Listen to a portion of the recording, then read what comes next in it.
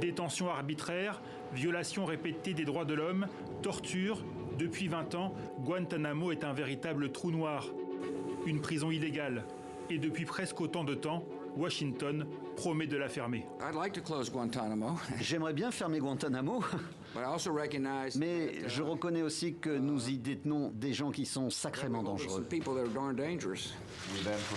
Nous lançons la procédure par laquelle Guantanamo sera fermé au plus tard dans 1 an maintenant.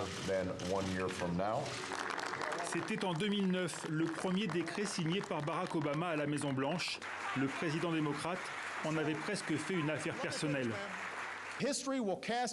L'histoire sera sévère sur cet aspect de notre lutte contre le terrorisme et sur ceux qui n'auront pas réussi à y mettre fin.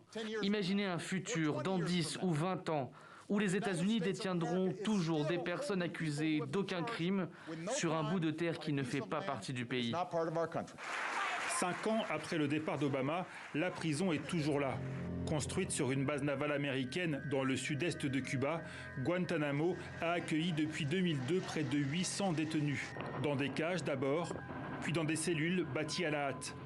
La plupart de ces prisonniers arrêtés dans le monde entier ont été libérés, certains après des années de détention, sans inculpation, comme cet Algérien réfugié en France.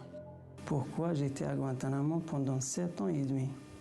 Je sais rien. Jusqu'à maintenant, j'ai aucune réponse. J'ai parlé avec mon avocat à propos des dommages et intérêts ou quelque chose comme ça. Il m'a dit oubliez. Officiellement, 9 personnes sont mortes en détention, 7 se seraient suicidées.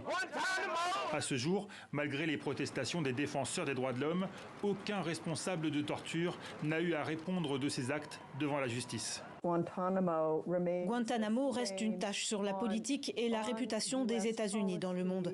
Et cela a fourni une carte de recrutement à des groupes comme l'État islamique et Al-Qaïda qui peuvent dire « Regardez ce que font les Américains ». Aujourd'hui, il ne reste que 39 détenus à Guantanamo, parmi eux les cerveaux présumés des attentats du 11 septembre, dont le procès est loin d'être terminé. 13 autres prisonniers sont libérables, mais il faut leur trouver des pays pour les accueillir. Aux affaires depuis 1 an, l'administration Biden se dit engagée sur la voie de la fermeture, mais se garde bien d'avancer la moindre échéance.